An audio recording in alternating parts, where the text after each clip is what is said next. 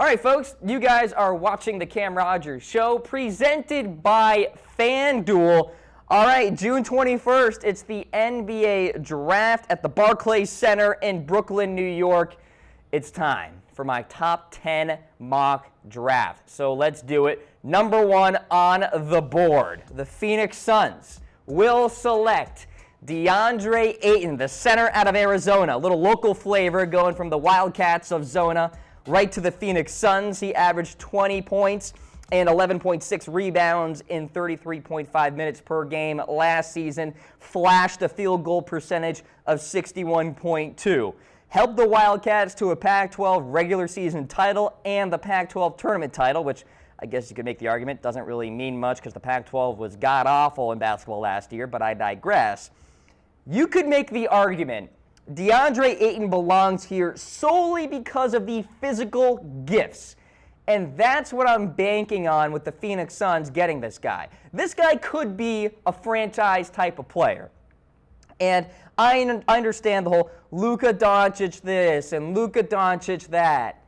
DeAndre Ayton is going number 1 overall in the 2018 NBA Draft. That I firmly believe. The ceiling for this guy is superstardom. And if I am the GM of the Phoenix Suns, I want superstardom kind of potential. Even if I have to wait a little, because look, the Phoenix Suns are not going to contend next year for a title, for the playoffs, whatever. So play the long game here, and I'll talk about the long game with a couple other teams as well. So do you need an elite athletic center to win a title in the NBA? Of course not. But Ayton can become, like I said, the poster boy of this franchise, perhaps give it some identity. He does need to polish his defensive skill set a little bit, may need some coaching up, but the sky is the limit, and I want the upside. Now, keep in mind that the Suns could also trade out of this number 1 slot, which I think is a very real possibility. But let's not forget that the Suns owner, Robert Sarver, is a prominent Arizona booster and alum.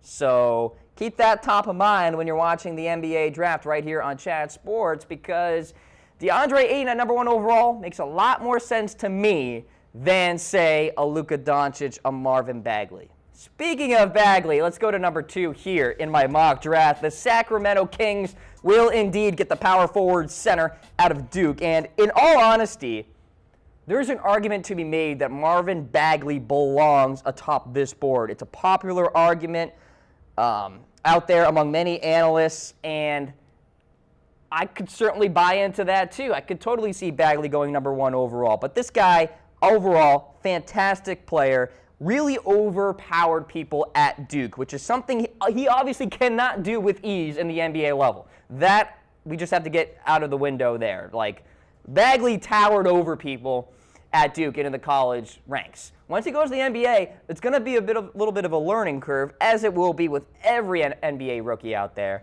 Future all-star potential, though, but I do understand the folks who may be a little worried about him just in terms of transitioning from the college ranks into the NBA. But this is a guy who averaged 21 points, 11 rebounds as a freshman on a really good ACC team.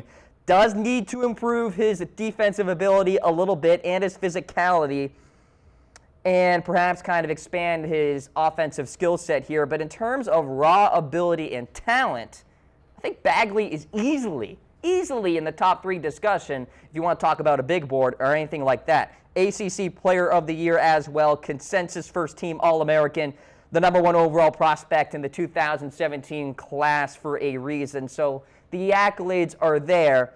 Now Bagley has to essentially convert that success for the Sacramento Kings at the NBA level. But he's going number 2 overall. Let's go to number 3 here on the list. We've got the Atlanta Hawks selecting Jaren Jackson Jr., power forward center out of Michigan State. He is expected to be the youngest player drafted at the age of 18. He's a 40% shooter from 3, 80% shooter from the charity stripe last season as well. He can block shots, switch screens. Jaren Jackson is the type of NBA player that GMs covet, the complete do-it-all type of big man, which we are seeing on a yearly basis here on display in the NBA, the Anthony Davises of the world, if you will. These guys are emerging, and they are emerging as franchise players. I also don't think the Hawks are exactly in a hurry here to be in the postseason conversation. They're not going to be. That I can tell you. Hawks fans, I'm sorry, they're just not. And so you got to play a little bit of a long game here as well, and drafting Jaren Jackson is going to be a little bit of a project, but he's a smart long-term investment. And so that's why I really like him slotted here at number 3. He can step out and shoot from the outside. He can defend in space, protect the rim really well. Would be a fantastic complement, by the way, to big man John Collins, who has a similar type of game. So as with any 18-year-old, maturity comes into play. Mental toughness comes into play as well. Yes, those are very real concerns with Jaren Jackson. But he's 18. Like, just 2 years ago, he probably got his license. So you just kind of have to understand that it's going to take some time with somebody like that. So for the Hawks, they have the time because they're not contending next year. So I do like Jaren Jackson there at number 3.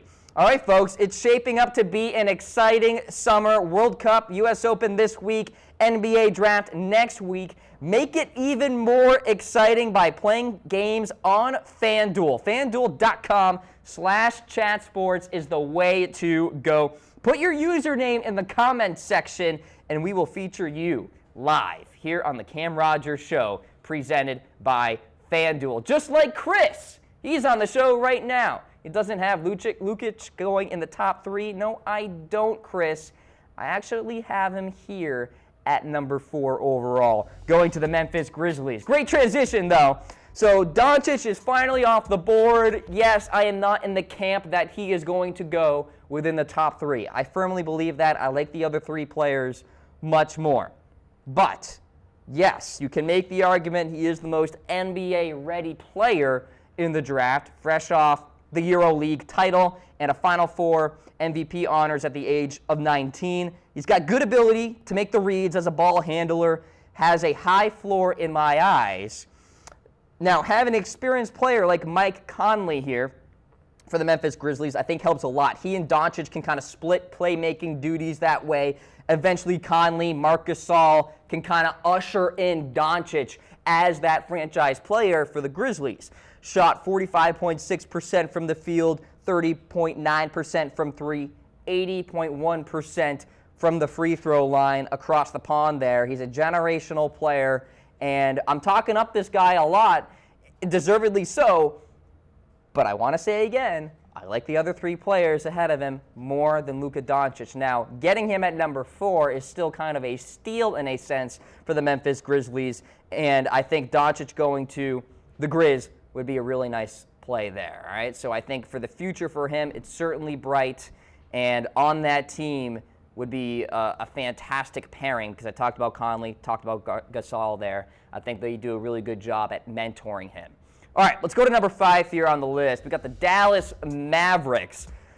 I don't feel great about this selection, but Bamba is going to be selected inside the top 5. And it seems like the Mavericks have been searching for an anchor in the middle for quite some time. Bamba's a former 5-star recruit out of Westtown School in New York. He was the number 3 overall prospect in the 2017 class. Averaged 3.7 blocks in 30 minutes per game with the Longhorns of Texas, 54% from the field, 68% from the free throw line. Second team All Big 12 honoree, named to the Big 12 All Defensive Team as well. Incredible length, defensive upside, perhaps brings some risk, but I think he also carries massive reward. He's a great rim protector, solid vertical ability as well. He's got the touch around the basket as well, but I think that might be one of his bigger weaknesses also. So he's continually getting better with that, and we'll keep in mind that, look, you don't need a big-time defensive rim-protecting center to win an NBA title. So I totally understand why people may say that Mo Bamba will go outside the top 5. But here is my mock draft right now so far, 1 through 5. Ayton to the Suns, Bagley to the Kings, Jaren Jackson to the Hawks, Luka goes to the Grizzlies, And we got Bamba going to the Dallas Mavericks. Let's go to number 6 here, the Orlando Magic selecting. And they will get the point guard out of OU, Boomer Sooner, Trae Young. So I also think Bamba could make some sense here, but he's headed to the Mavericks. So with that, they go with Trae Young. The Magic are desperate for scoring. And perhaps a star point guard, to be honest with you. Insert Trae Young. He led the nation in points and assists per game. Now, some are saying he'll be Steph Curry 2.0. And to those people, let me just say, let's slow down just a tad. Steph Curry is a perennial all-star, NBA champion, should be NBA Finals MVP as well. That's a high comparison for a guy that I think has some bust potential here. We'll throw up a weigh-in for you guys about that as well. Be sure to let me know in terms of Trae Young and his bust potential, and hit me up on Twitter at Mr. Rogers99 about that as well. He's got good range. And let's see how that range kind of translates to the NBA. If you look at some of the tape, you saw some NBA type of shots from this guy. And that's what I like. And if you can kind of carry that momentum from the college ranks into the NBA, then Trae Young will be a successful player. There's no doubt about it. And I think the Magic are desperate for some sort of headline player. Trae Young can be that guy. Now, he is a bit of a risk, but I think he possesses high-end shooting ability, a little swagger that I think can compensate for his lack of physical gifts, maybe lack of defensive ability as well. But will Trae Young be a bust in the NBA? Be sure to hit me up. Let's go to number 7 here on my list, the Chicago Bulls. And with Chicago, they're going to go with Michael Porter Jr. out of Missouri. Absolute steal here for the Bulls. Injuries aside, Michael Porter is actually supposed to have a workout today. That's not going to happen. I'll have more on that here on the Cam Rogers Show presented by FanDuel later. But Michael Porter Jr. has an incredible ceiling. And for the Chicago Bulls to get this guy at number 7 is really a fantastic turn of events for them, because a lot of people are thinking Michael Porter could go inside the top 4, inside the top 3. His skill set cannot be denied, and I think the Bulls do take a chance on this guy here. Great size, fluidity, shot-making ability off the dribble.